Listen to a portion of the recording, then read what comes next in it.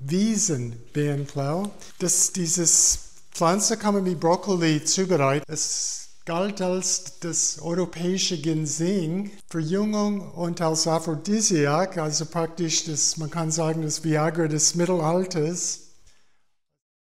Ja, ich grüße euch mit einer neuen, interessanten Wildpflanze, die ich gestern gepflückt habe.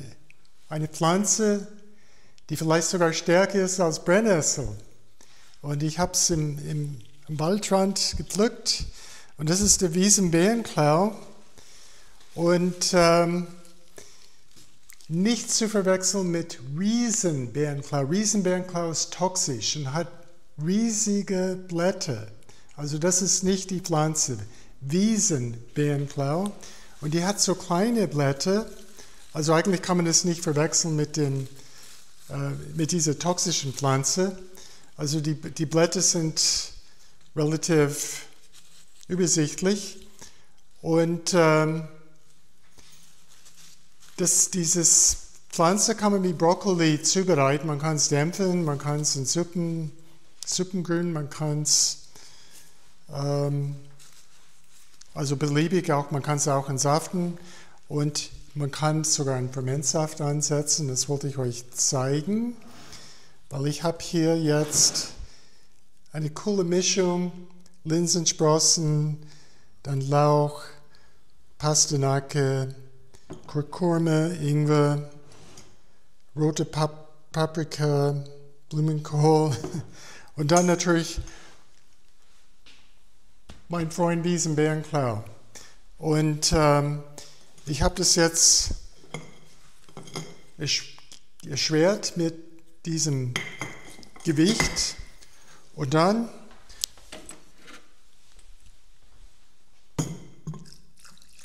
gefiltertes Wasser dazu und ich lasse es 6 bis 7 Tage oder 2 Wochen stehen. Ich kann es auch länger stehen lassen. Und dann habe ich diese coole Fermentationssaft eine Woche, wo die ganzen Nährstoffe praktisch aktiviert werden. Durch die Fermentation sind sie bioverfügbar und können besser aufgenommen werden in unserem Darm. Auf jeden Fall, die Geschichte ist, dass Wiesen-Bärenklau hat eine ganz große Reputation gehabt im Mittelalter. Es galt als das europäische Ginseng, Verjüngung und als Aphrodisiak, also praktisch man kann sagen, das Viagra des Mittelalters. Es hat offensichtlich einen Einfluss auf das hormonelle Geschehen bei Frauen, bei Männern. Und das wussten die Menschen damals im Mittelalter. Und es war auch das Hauptbestandteil von Borscht. Also eigentlich macht man es mit rote Beete. Und ich glaube, die rote Beete kam man erst später. Also früher hat man es nur mit Wiesen-Bärenklau zubereitet. Und dann später kam rote Beete und das hat es abgelöst.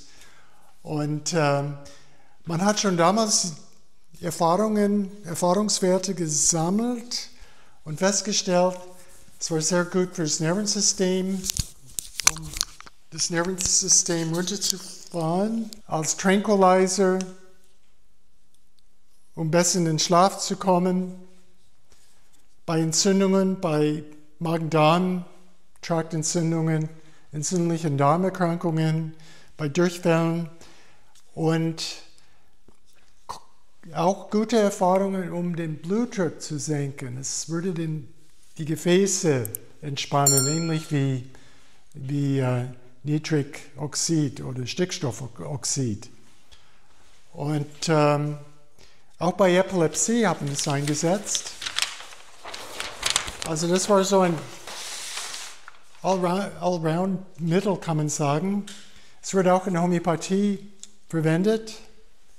Auch bei MS, also das ist die Indikation, wenn man das Mittel homöopathisch potenziert, In der Homöopathie nimmt man die Blüte und das wird potenziert.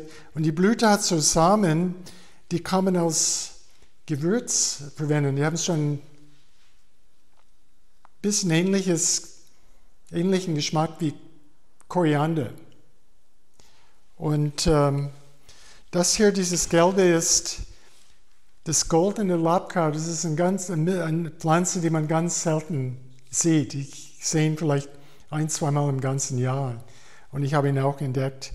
Das bringe ich mit. Das Labkraut, vor allem dieses goldene Labkraut bei Prostatavergürstung, Prostatabeschwerden. Das hat fast jeder Mann ab 60.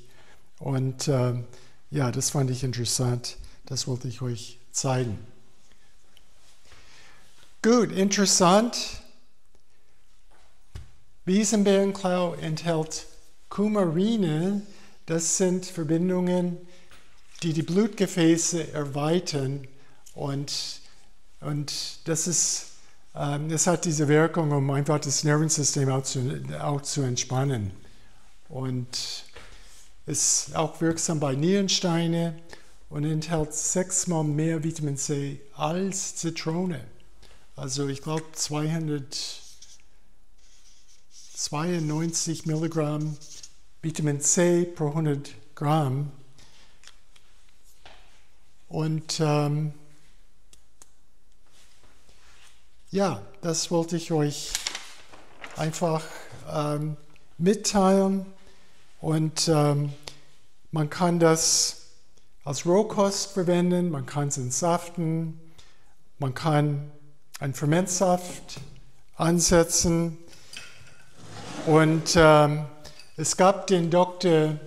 Johannes Kuhl in den 60er Jahren und er war der Meinung, man konnte zum Beispiel bei Krebs und schwere chronischen Erkrankungen diese Fermentsäfte, also er hat andere Fermentsäfte eingesetzt, also Fermentsäfte mit Salz. Also diese Fermentsäfte sind ohne Salz mit Sprossen. Also die Sprossen übernehmen diese Aufgabe von dem Salz. Und er war der Meinung, ich zitiere ihn, und er hat ein paar Bücher geschrieben, er war der Meinung, man konnte diese schweren Erkrankungen eigentlich nicht optimal behandeln, solange die Patienten keine Fermentsäfte zu sich genommen haben. Und das war die Inspiration vor 25 Jahren, warum ich in diese Richtung gegangen bin mit meiner Wildkräuter-Vitalkosttherapie. Und siehe da, ich kann es bestätigen, die Erfahrungen, die Dr. Kuhl gemacht hat, also er wurde belächelt von seinen Arztkollegen, aber inzwischen die Wissenschaft ist natürlich viel weiter als damals und kann von guten Ergebnissen, guter Wirkung bei das Mikrobiom, um die Artenvielfalt zu optimieren und die Zahl der gesunden Darmbakterien zu vermehren. Ja, ich wollte euch darauf hinweisen, wir haben ein Hoffest, St. Michaelsfest bei Memmingen. Das findet statt am Sonntag, den 13. Juli. Also vielleicht sehen wir uns. Ich werde einen Vortrag halten am Nachmittag. Und dann haben wir auch eine Wildkräuter Spaziergang hier am Starnberger See. Wer interessiert ist, das ist im August. Das ist, glaube ich, der Samstag, ich glaube den 12. August. Wir werden auch den gleichen Spaziergang machen im Oktober. Also wir haben 2 weitere Wildkräuterwanderungen. Auch in Zürich im Oktober. Ich glaube, das ist der 12. Oktober in Zürich. Und dann haben wir dann die Revolution, diese Vitalkost-Messe in Speyer, das ist am 27. und 28. September, wo ich auch Vorträge halten werde. Und wir haben da auch einen Messestand. Und auch in Konstanz am 15. und 16. November 2025. Und da habe ich auch Vorträge. Also vielleicht sehen wir uns dann. Und ja, ich gehe meilenweit, um diese Pflanze zu finden. Also die wirkt entspannend, die gibt Kraft. Ich bin der Meinung, ich habe ungefähr 25 Jahre Erfahrung mit dieser Pflanze. Die ist sogar kräftiger als Brennnessel und vielleicht sogar Löwenzahn. Also ich wünsche euch viel Erfolg und bis demnächst.